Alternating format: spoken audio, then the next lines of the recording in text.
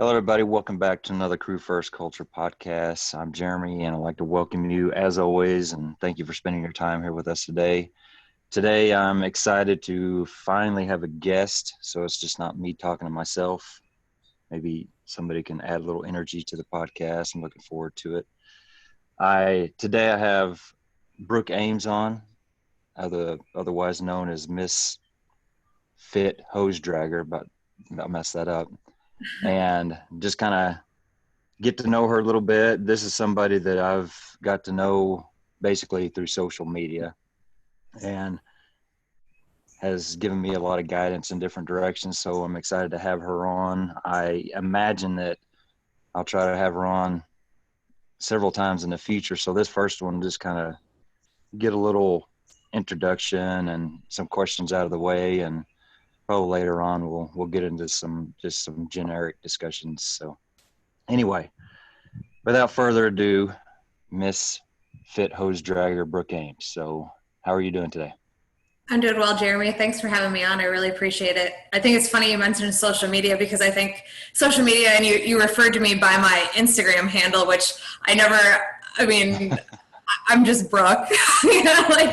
That kind of came about, I don't know, maybe a year ago. I started using Instagram platform a little bit more, just for some more motivational content, and it was really just to help me and help other people and get connected with just people who are like-minded and wanting to be better than what they were the day before. But I think sometimes social media takes such a bad rap, especially right now with, we've got avenues of communication everywhere out there, and people are, using it for their own personal agendas. But for me, social media has been, a really positive experience, because it's put me in touch with folks like yourself that, you're really trying to use it for good. And that's really kind of where I want to go with it. The content of my page is kind of just generally, sometimes it's boring. It's just kind of what's going on with me, but I hope that somewhere along the line, people feel inspired by some of the content. And I think your Crew First Culture does a really good job of that. So I appreciate you having me on. You're welcome. I am exactly on the same page. I guess when I first started, I put out some videos of some training things, and a couple of them got picked up and really spread around. And I started reading some of the stuff, and it was just so frustrating. It's like people griping because you weren't wearing air packs and not training like you, or practicing like you play, or whatever, all that stuff. And it's just so frustrating. And then I just got into just kind of the mindset of, who cares? I'm trying to do good things. It's not feasible to wear air packs every time you train, every minute, if you're doing it consistently. If you train once a month, okay, I get you should be wearing air packs. But anyway, I have really enjoyed kind of branching out, meeting people that there's no way I would have ever met, Right. from different states, different countries even. So it's really cool. And I kind of ran into you just, I think through a podcast. I don't know. I think you've been on a few. Was it through another podcast, probably, maybe? Yeah, and actually, I can't remember it, but yes, through another podcast, and I kind of reached out to you just about some different stuff, and just I think we've had some really good conversations about different things, and not that we need to get into any of that right now, but I do agree. I think social media has so many good things about it if you just focus on those good things and use it as a tool. It's been really nice for me too. Right. I think the Instagram platform, what's so appealing to me with that is that, for me anyways, like what you said, you're never going to please everyone. And I'm certainly not trying to do that, so I just pay attention to my people, I guess, basically, the people that are just like, it's not perfect. I'm not perfect. You're not perfect, but we're just trying to be better. Cause that's kind of just where I kind of go with most of my content is like, what, my form might, if you see pictures of me in the gym or a video in the gym, my form might be atrocious. I'm sorry. I'm not a professional. Like, I'm just trying to be a little bit better, and I think Instagram does a really good job. I'm not an official spokesperson for Instagram, but I like that platform because people follow the content that they want to follow. Does that make sense? Where, you know, if you're out there looking for fitness content, or you're looking for motivational content or leadership content, you know the mindset of the people that are following that content. So it's kind of like, yeah, this is like really all I really pay attention to.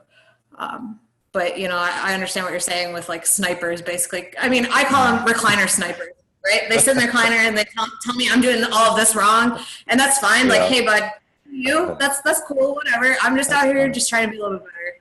So as far as you probably, a little bit about me, I am a rookie firefighter. I just completed my probation. We have a 24-month probation where I work. I'm a firefighter paramedic in southern Wisconsin. And I came from the corporate world. I worked for a Fortune 200 company and made a drastic career change at age 30. And I also made a drastic personal physical change. I lost 100 pounds in order to make myself physically fit and pass the CPAT and get all of my certifications to make myself hireable for the fire service. So I think that was probably, I did a podcast surrounding that kind of journey, and that's probably, I think, where you and I, our paths kind of crossed there. So. Yep. Getting into that a little bit further, just recently you've both passed your paramedic school and got off of probation. Is that correct? That's correct. In June of last year, I was licensed as a paramedic, National Registry, state of Wisconsin. So I passed paramedic school. And then just over a month ago was my 2-year mark, and I successfully completed my probation with my fire department. So I'm fully functioning firefighter, paramedic for a, I don't want to say the name just because I don't know, you know, I like try to be, that's fine. You know, I don't usually. Yeah. It's a city fire department. We run about, you know, anywhere from 6,000 to 7,000 calls a year, 3 stations. And right now, mainly because of all of our firefighters are paramedics. So, and mainly because of my seniority or lack thereof, I spend a lot of time on the ambulance right now. So, and I know that takes a bad rap, but honestly, I kind of like riding the ambulance. Like, I still go fight fires when we have fires. So I don't know. To me, I get out of the station, I get to go help people. It's literally what I signed up for. So, you know, people are hating on EMS right and left. And I mean, like, it has its days, bro. It has its days. It's like, please just give me an engine day. Whenever I get an engine day, it's like, oh, it's a gift from God. But I don't know. I like riding the ambo. It's fun. I think that's definitely a personality thing right there. My department doesn't have an ambulance service. We use an outside source. Sure. So we don't have to worry about that. But I can definitely see if we did, my personality would be that guy that does not want anything to do with the ambulance. You know, I do medical stuff because that's what we do. And it helps a lot of people, and I'm happy to be that person, but it just doesn't come natural for me. It doesn't interest me, I guess, really as much as a lot of the other stuff. So I get it. I understand. Believe me, hey, firefighting, if that's what we're doing, but you know, it kind of speaks to like our craft has evolved to just in general. Yeah. We've become so efficient and so well at fire prevention, and you know, that's not where our bread and butter is, because we've become better at it. Things don't burn like they used to. So in order to stay relevant and to, you know, make ourselves the most serviceable, our department, it provides that emergency transport service, which, you know, does make up a lot of our calls, and that's okay too. Yeah, it definitely gives us a reason to still have a job. So nobody should be complaining about that. Yes, absolutely.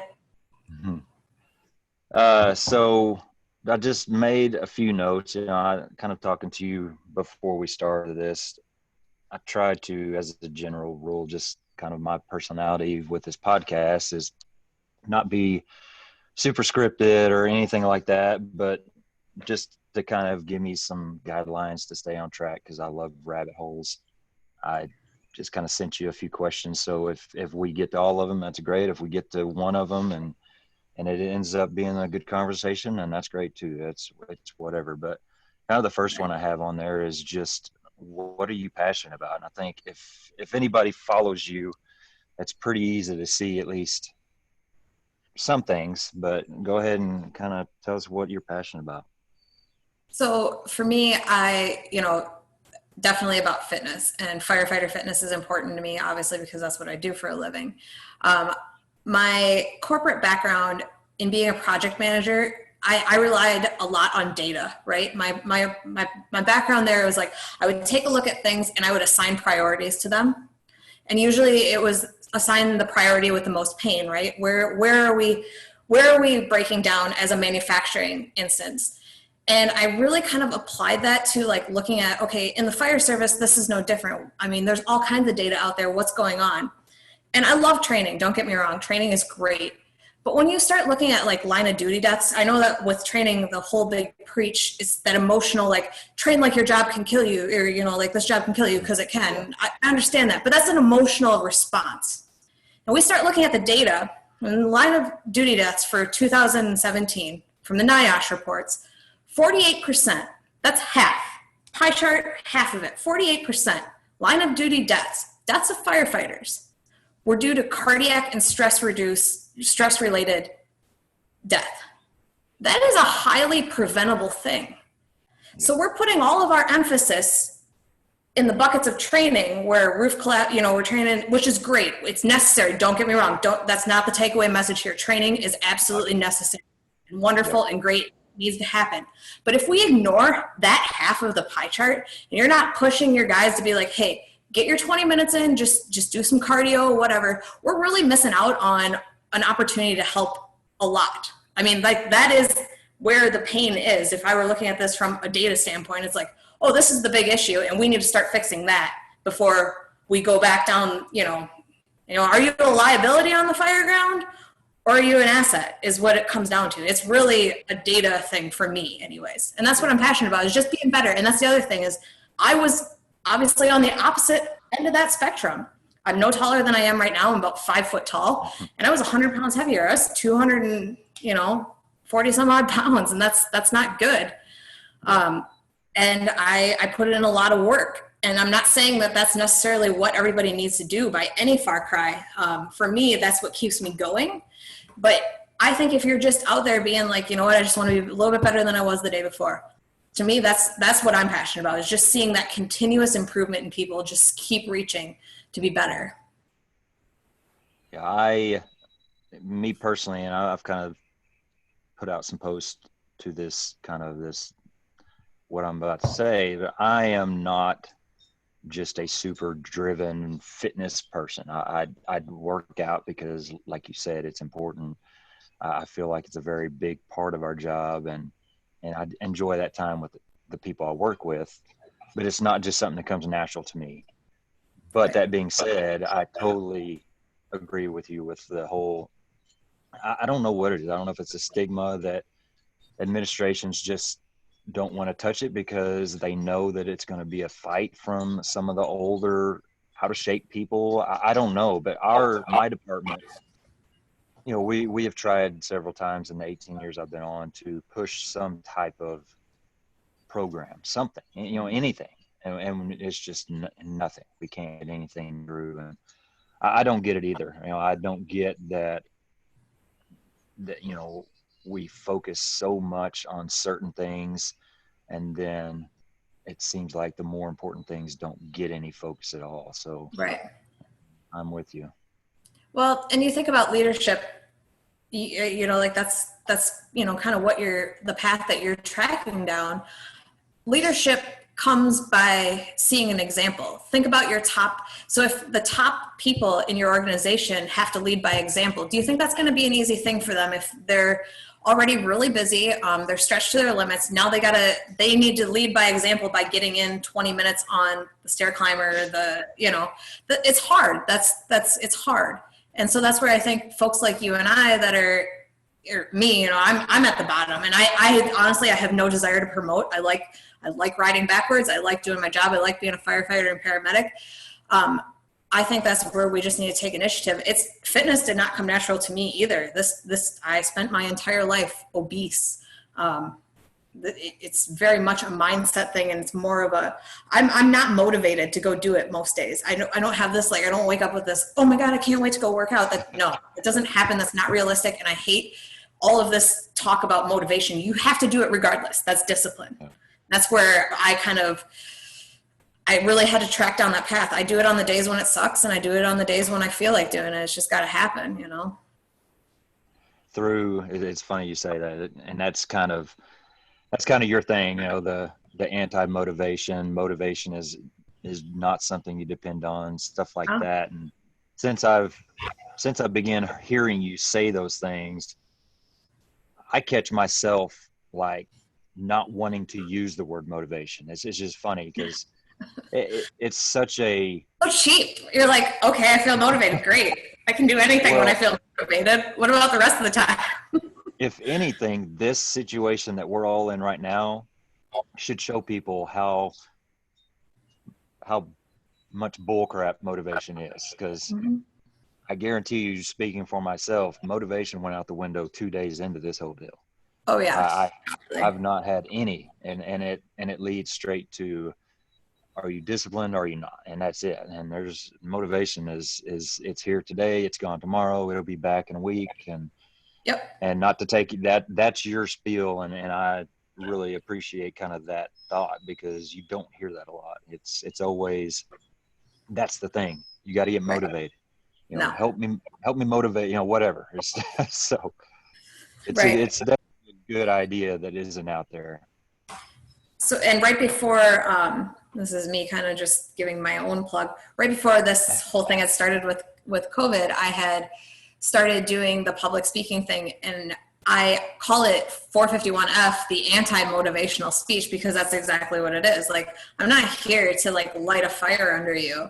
I mean, I hope that you look at it and you feel inspired. That's something a little bit different. I mean, some people kind of say they're the same things, but literally, if I can do it, anybody can. And I didn't do it based on motivation. I think that's a cheap thing that we can sell. I think that that's why it's so easily marketed.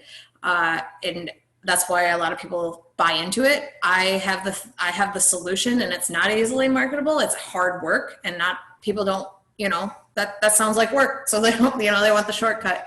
But no, it's every day. When I was trying to get past the CPAT and I was working full time, and I had most areas in this, or most departments in this area that hire full time, they require at least EMT. So I needed to get my EMT, needed to have my CPAT, and like the fire certifications too. So what I was doing is I woke up at 4 a.m. every morning. Believe me, I don't care who you are. There's no motivation at 4 a.m. That's solely discipline and hate and wanting to prove people wrong. And sometimes you need that. I would get up at 4 a.m. I would go to the gym. I would work out for an hour and a half. I would shower at the gym. I would then go to work. I would work all day. And I would have like about 2 hours between when I got off work and when my EMT night class started. And I would go run the hills in the town that the class was offered in. So I'd run, get my cardio in. I'd show up to class. I'd go to class from 6 p.m. to 10 p.m. I'd drive the hour home, and I'd get up and do it all over again. I mean, there's not a lot of motivation. It's just, this is what needs to happen. It needs to happen, in every day or whenever you have class, or you plan your workouts, whatever your routine is. And that's just how it is. There's no, believe me, 4 a.m. It doesn't matter how motivated you are at any other point of the day. 4 a.m. is some soul searching. So, yeah. Do you, just something that I just thinking about while you're talking, do you ever just hold 100 pounds or put 100 pounds on a weight vest or whatever, and just think to yourself, man, this was what I used to be? I mean, is that something that kind of clicks to you? It's funny you should say that. I wrote a piece, and I don't know what I'm really going to do with it. I mean, I don't know that a publication, it's not something that's necessarily anybody's really like itching to publish. I did a piece on what it felt like when I was stair climbing the one day, and I had a 75-pound vest on. So not near, so keep in mind I was 100 pounds heavier. So, Yeah. but when I put that vest on, leading part of it, it basically says that my body kind of takes on this like almost familiar posture. Like it's like I put that on and I'm like, oh, my body, like from being so heavy for so long, understands this, like the way you stand, the way you, so that you can, breathe. The default basically. setting here. Yeah, like it's like a default setting, and it's actually kind of like sad and melancholy and scary because I actually, honestly, right before I got on, my hair's still wet. I went to the gym and I put on the vest and I climbed for 20 minutes today. So I mean, like every time I do that, and my body has to take on that familiar like posture, it's always kind of like a stark reminder of, yeah, this is how things used to be. Yeah. So.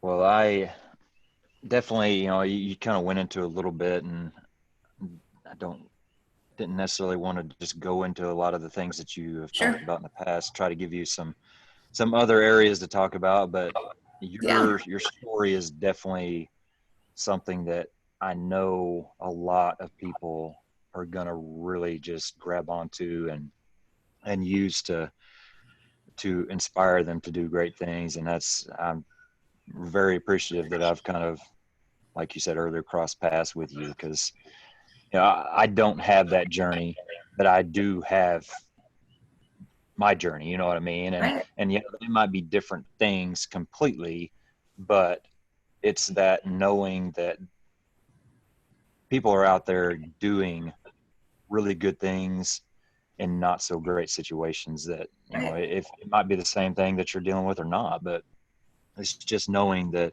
the people are out there willing to help, and just, it's just nice to meet people like that. I think that's what 451F has kind of like really brought people together. And 451F, if you're not familiar with it, go onto my page. I'll send you a link. It's a carabiner link. It's got 451F on it. And basically what that is 451 degrees Fahrenheit is the ignition temperature of paper, right? So any house fire that becomes fully involved has to start somewhere. And so do we. We need to start somewhere. And the concept of the link is not to be the weakest link. It was kind of something that was born out of my firefighter certifications. But these exist in 7 countries now, 3 continents, all 50 states. There's over 500 of them out there that I've mailed out. The cool thing about it is that it's become its own tribe. And it's been a tribe of basically people who have known struggle. Whether that's with weight, whether it's with addiction, whether it's with just they're trying to make changes, they're trying to make positive changes in their lives, and it just gives people hope that they're not the only ones. You're not alone. And yeah, this does suck. And it's fitness related in my bucket, but it doesn't necessarily represent that for everyone. And I feel so fortunate that there is that platform out there, that those people are seeking that out and they want to be better. And they're just like, you know what, you have known struggle. I've known struggle. Okay. Let's help each other. There's that word, motivate each other, but no, let's inspire, It doesn't matter what you're going through. We can be better. That's it. Yeah. I think I don't know what you want to call it, the mantra, whatever, of being better today than you were yesterday, that there's literally nothing in life that you can't connect that to. And I've put out some stuff lately because I try to put out good things that are inspiring or whatever's on my mind, but I also want to be somebody that puts out real stuff, like that I screw up. Sure. I don't want to have the appearance that I'm always perfect. So, I try to put out some stuff when I mess up, and there's been some things lately, this whole quarantine thing, man, it's really punched me in the stomach, and I've not really done as good as I should have with it. And right. And that goes from work to home. I've not been the parent and the husband that I should be. And so I've kind of gotten into, okay, now I need to kind of reboot and really take advantage of this situation. And that's right right there with it. I've got to be better than I was yesterday. And it's such a simple, easy saying, but it's so powerful, and it literally bleeds into everything. And that's really, and the link too, you don't want to be the weakest link, no matter where you're at, what you're doing. So it's really cool to have, like you said, a tribe, to have a calling, a message, whatever you want to call it, like you have. And it's awesome to kind of see it grow. So you're ways further into your kind of social media journey than I am. I'm fairly kind of just getting started, but there have been a couple people reach out to me and say some good things about what I'm doing, or ask to talk about something, things like that. Mhm. How does it make you feel when you have these people reach out to you and tell you that you're the reason that their lives are changed, or things like that? It's absolutely humbling in the best regards. Yeah. I recently received a message, and it was very heartfelt and well done. Someone that had a very bad injury. I mean, like career-ending injury, but discovered the whole concept of the 451F link, and that's literally what's got them through rehab. They poured their heart out about it, and I was like, oh man, like that was, like I said, humbling in the best nature of like, I'm so fortunate to be a part of that journey. And when this started on social media, I didn't even it didn't even start as something like that. I mean, I've had Instagram for like so long, and I never used it. It didn't becoming a social media presence kind of happened by accident. But it was also because the types of people that are seeking out that energy were seeking it out. And it was like, hey, this is a great platform for it.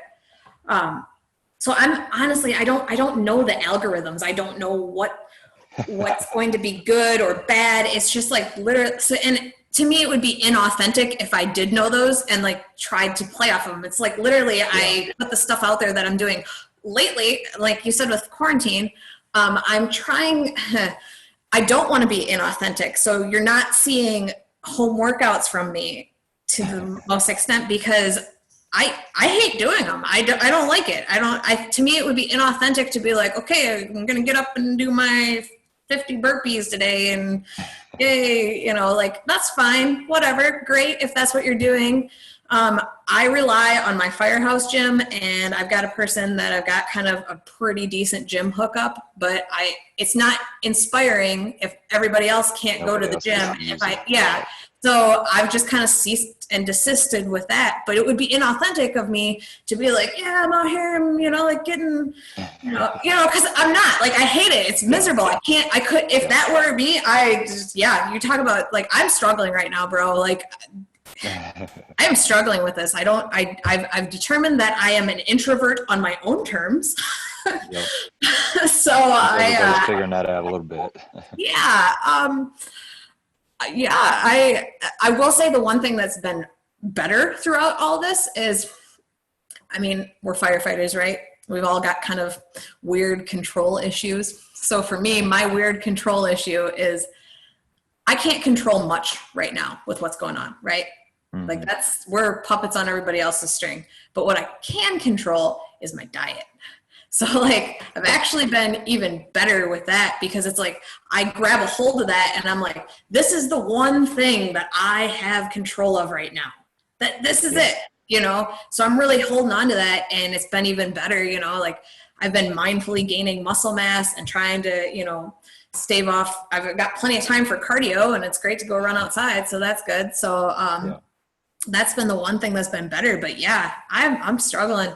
And like I say, as far as social media is concerned, I think a lot of people are. And I'm supposed to be on a beach in Puerto Rico right now, and my content is me sitting on my farm just chilling, because we're locked down in my state. So there's that. Well, as a fellow farm nerd, I've enjoyed your pretty pictures of your barn and animals and stuff. We've of course had lots of conversation about this, but I think we both have good sized land areas. We both have animals. We both enjoy being outside with all of that. And so I think we are both very lucky in that aspect that we do have so many different things that we could just walk outside our door and do Yes. instead of being closed inside. And I've been saying since the first of it, if I was somebody that didn't have that, if I lived in an apartment or a tiny, yard in town, I would be mentally in a very bad spot. So I'm very, very lucky. Is that kind of, you feel the same way? Absolutely. We've had conversations about where we live and how fortunate we are. I grew up as a city kid too, so I know what that, like, having just the little, land plot is, and you're confined to that. Out here, it's awesome. I mean, and a lot of people kind of are like, oh, but you got to drive so far to work. I mean, I've got an hour commute. It's fine. I listen to my music and it's good. But it's, yeah, you really can't beat it. I think mentally I would be really bad off. So I don't want to get into the political aspects of it, but I kind of wonder about some of the other fallout, like this safer at home, like, okay, so maybe you're safer from getting the COVID-19 virus, but, think about, I think about, the kids that maybe school was their only like reprieve if they live in an abusive home or domestic abuse. Yep. You have addiction. That's another thing. Like for us, I don't know, every state's different. You're in Oklahoma, I'm in Wisconsin. They deemed that the liquor stores are essential. Yes. No, that's legitimately I know it's the same here. But the gyms are closed. Yeah. So that one's essential. Whatever. I don't want to go down the rabbit hole because it's frustrating. But anyways, like I think about the fact that maybe if you were somebody who was in recovery even, and now all of a sudden, literally all of your pleasant distractions or good coping mechanisms are taken away from you and you're stuck home. To me, I don't know if that's safer. I mean, what are we giving, what's giving, when it comes to being safer at home? Like you said, mental health, I know, is suffering for many people. So it's unfortunate. It really is. Yeah. And that's kind of one thing that I've been concerned with, just in general, the fire service on a normal day is kind of struggling in that area. And sure. So with all this going on, gym shut down, blah, blah, blah, it definitely is kind of something to keep an eye out for those that we're working with and even ourselves.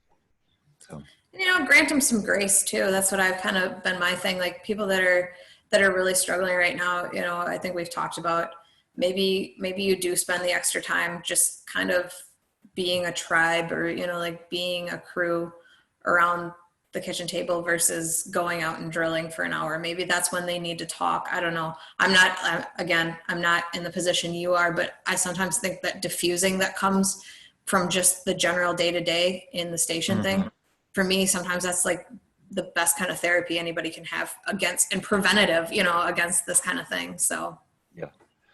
So kind of getting into that, just segue, and what are some of your favorite things to do when you're on shift?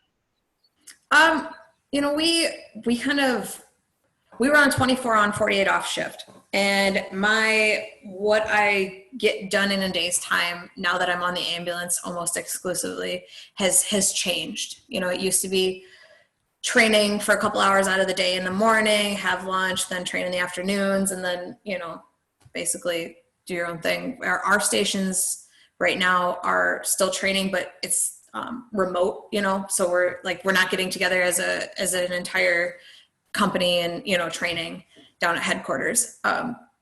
So for me, being on the ambulance now, when we start to get into training, it's, we're always called out at some point. So that kind of is unfortunate, but it happens. But I do like training. I went to a conference in Arizona, so I was off work and could actually then focus on what I was doing. I went to a training conference. It was Copper State. Oh Chris yeah. Slater put on the conference. It was fantastic. He offered Yeah. me a scholarship. I got to do all these great classes. The exponential engine was an awesome class. I learned how to throw a 24-foot ladder by myself. It was excellent, excellent. So, and we did like some training as far as like I think there was some fitness group was there, so we did like a group workout. That was really cool. I liked that. Yeah. And as far as on duty though, I love it when I'm with a crew that they want to work out. Sometimes we'll do like Tabata, which is like kind of a lot of fun for me when there's a lot of people doing it. And by a lot, it's 3 to 4, but still better than when I usually train alone. My gym, like I'm always by myself. It's kind of unfortunate, but like I just don't have a training partner. I live out in the sticks. My schedule is weird. So I don't have like a consistent gym bro all the time. So getting together and like working out with people is obviously very enjoyable for me.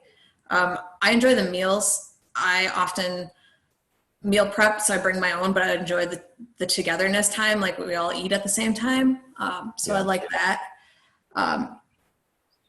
Yeah, I know our stations like to play pickleball. I'm awful at it, Oh yeah. but I'll sit outside and be a line judge. Yeah, we do some pickleball too. It's pretty fun. Yeah, so that's kind of like what we do. But on the ambulance, we calls take up a lot of the day. So Yeah. Yeah. You mentioned your class at New England Fools that you put on. What was it? Month or two ago? It was It was like right at the beginning of March, so almost 2 months now. So is that something you're kind of gearing up to kind of do more of? I really, really hope that I get more opportunities to do that kind of thing. I thoroughly enjoyed myself. The atmosphere was awesome. Rusty Rickard puts on a fantastic conference. If you ever get the opportunity to go up there to do it, it's wonderful. The speakers were all good. I was the Friday night keynote and kind of opened up everything. There was speakers Saturday and Sunday, and I was the only one on Friday night. We all went out to dinner afterwards. The group that was there was it was so awesome. I loved being in that atmosphere. I know that there's some things I need to work on as far as like presenting, just because I've never presented to a group of that size. There was almost 100 people there. I'm used to presenting in boardrooms to like 8 people, like it's different. It really is. You have to make a connection with a lot of people, and it's tough. And I know I became kind of like long-winded. I got a little bit like focused on some details, went down some rabbit holes, but it is something that I really, really hope to have the opportunity to keep doing that kind of thing and continue doing it, because it's so nice being in the same area as people that think the same way you do, like just wanting to be better and get better at your craft and get better at the trade. So yeah, I think in short, that's something I really want to kind of like tailor it to whatever the conference is doing. This was supposed to be like an hour and a half. I think I went on for like 2.5 hours. I'm not even joking. I feel bad. But I think ideally I would like to have like an hour segment and then like maybe like a 4-hour workshop and then like a 6-hour workshop, because there's a lot of like tools that I introduce, and it'd be really cool if we could like break off into small breakout groups. Kind of actually utilize the tools. What it is it's a blend between corporate practices from successful manufacturing industry. They use a process for which they manage projects. And I kind of like took it, flipped it on its side, and I'm like, how can I use this for my own personal life? And I kind of like tailored it down. It's a process called DMACC, Define, Measure, Analyze, Continuously Improve, DMACC. And there's just like all kinds of little intricacies, little tools that play into it. And it'd be really cool if I could do like a longer workshop version where there's breakout groups and whatnot. So yeah, that's something I really want to kind of keep going towards. You feel like doing things like that kind of energize you? Yeah, absolutely. Like you get around people with the same energy as you, and you just feed off of each other. It's so wonderful not to have like it drawing off of you, and all of a sudden people around you are like, this is great, this is awesome.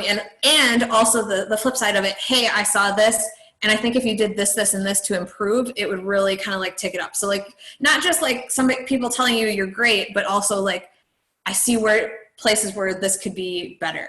And Yeah. that's kind of awesome to have that oversight.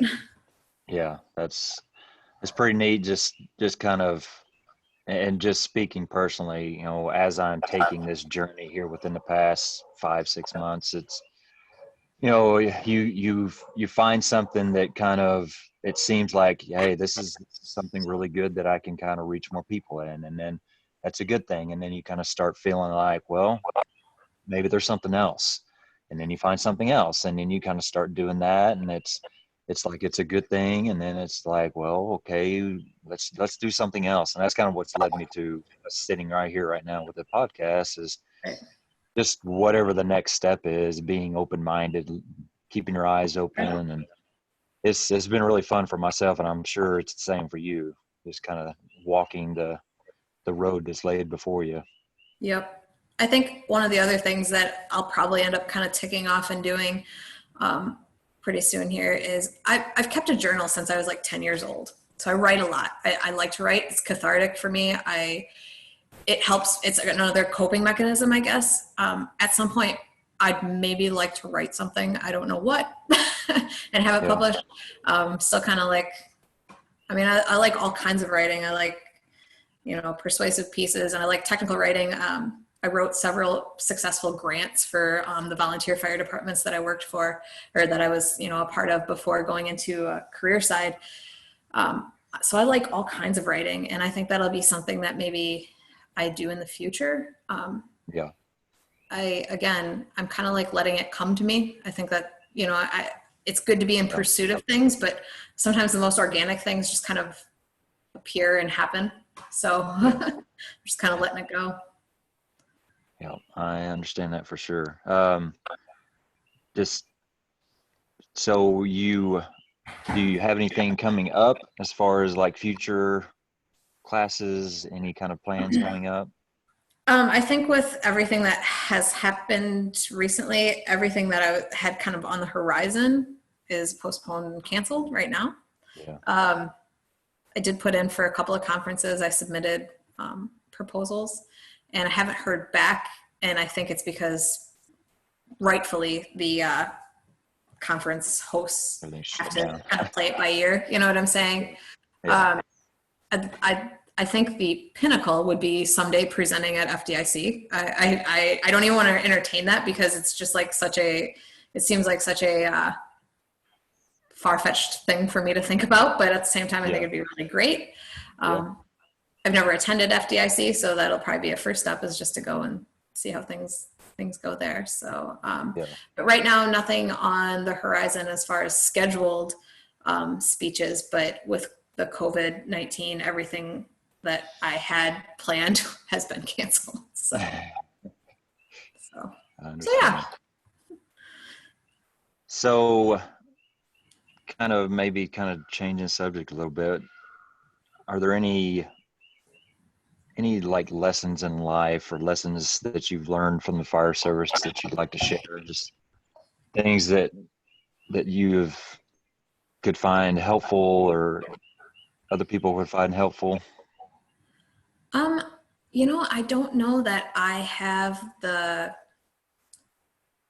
I guess, bandwidth yet to be like offering advice in the fire service. I mean, I'm so new to it. Yeah.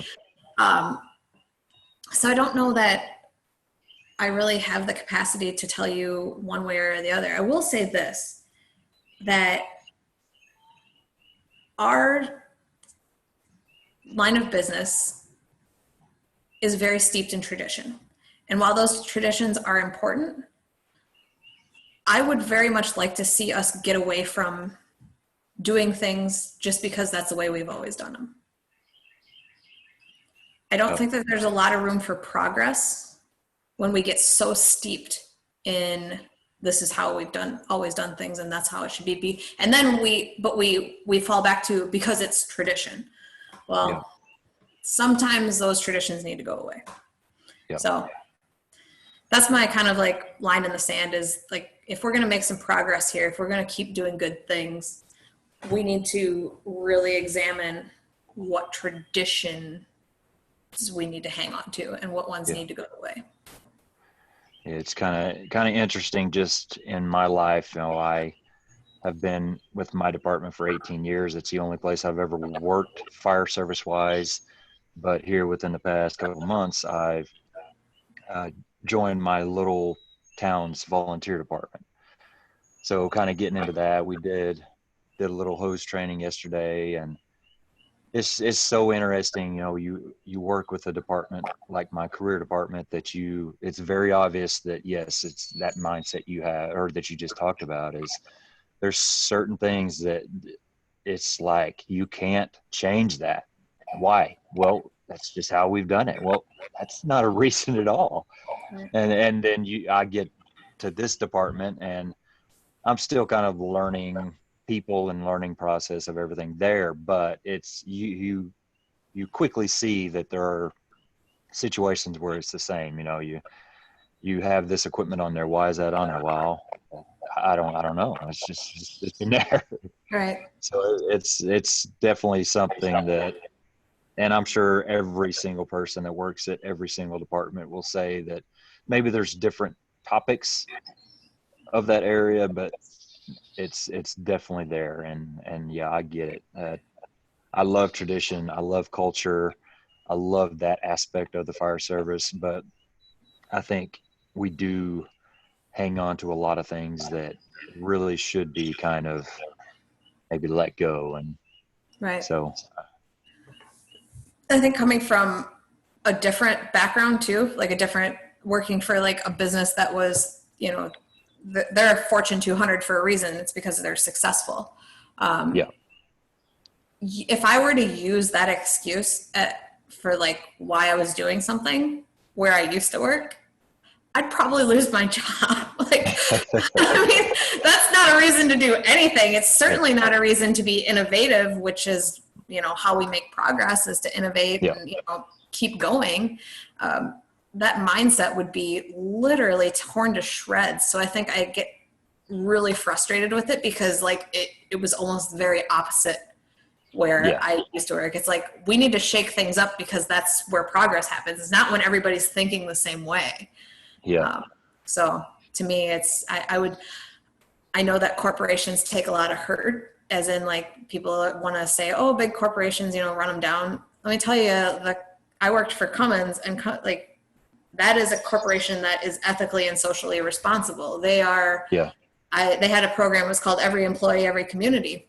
So employees that worked for them are actually required to do community service work and come while they're on the clock, while they're on duty at work. And Cummins pays them, but they have to do something out in the community.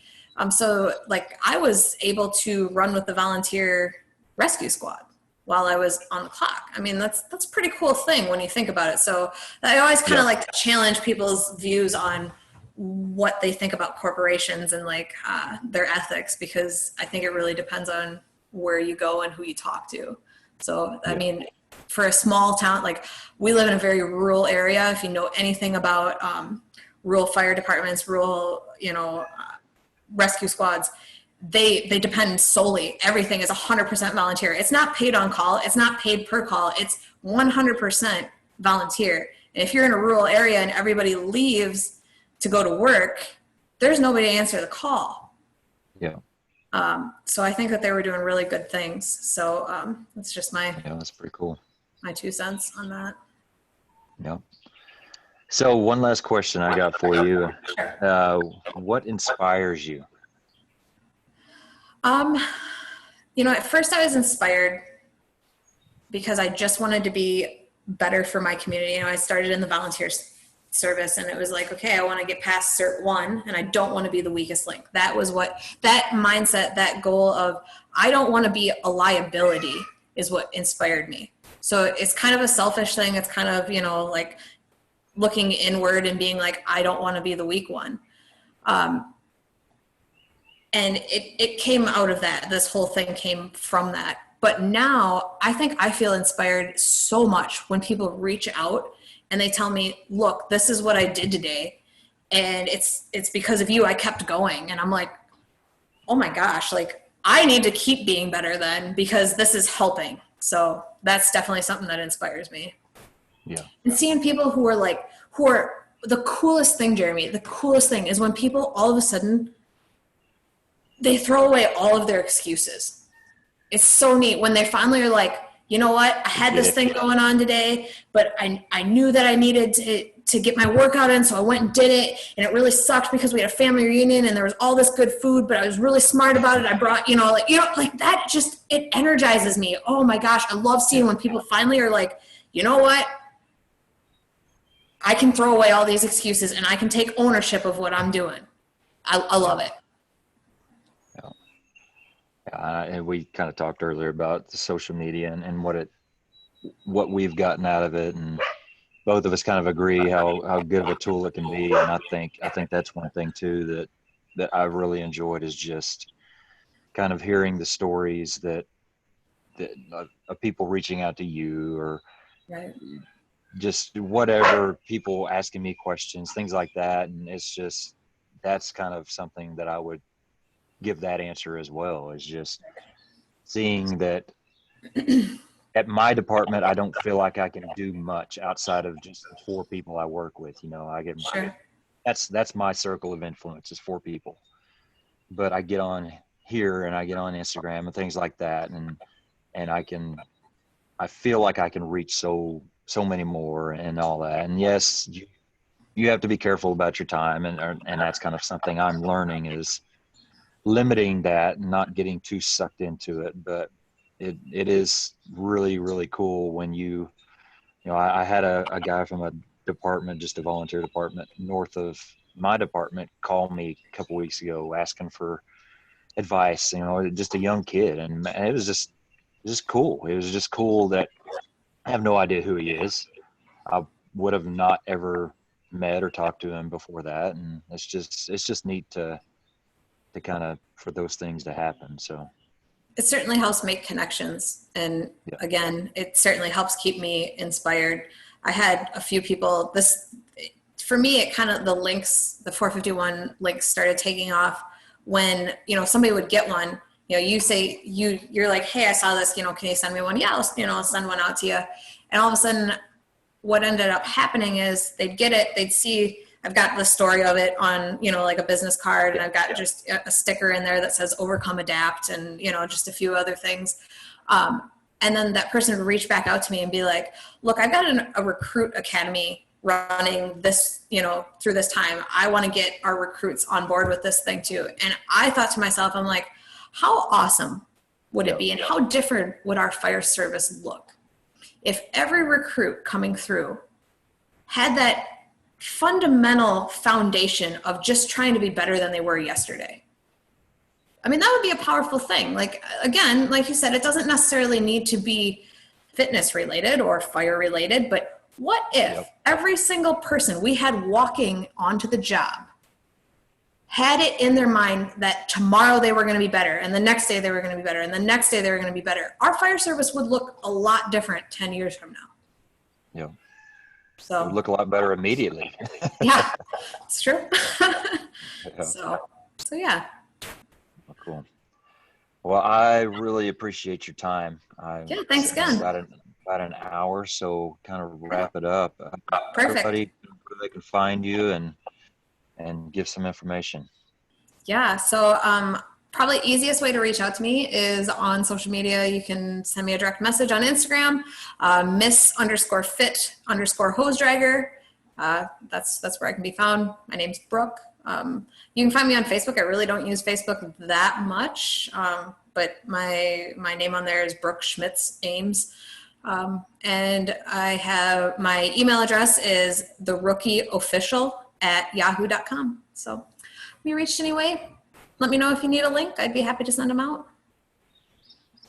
That's great. So, and I am going to kind of pitch that as well. I know you kind of described it, your link and the basically kind of what you get when you do that. And I've got a couple, just really kind of, when you get it, it comes with a story, like you said, and it's really cool, kind of the package that you have put together. And I'm definitely, any chance I get, kind of give that your information out, because you have such a great story and you're very, very inspiring. And lucky to kind of have crossed paths with you.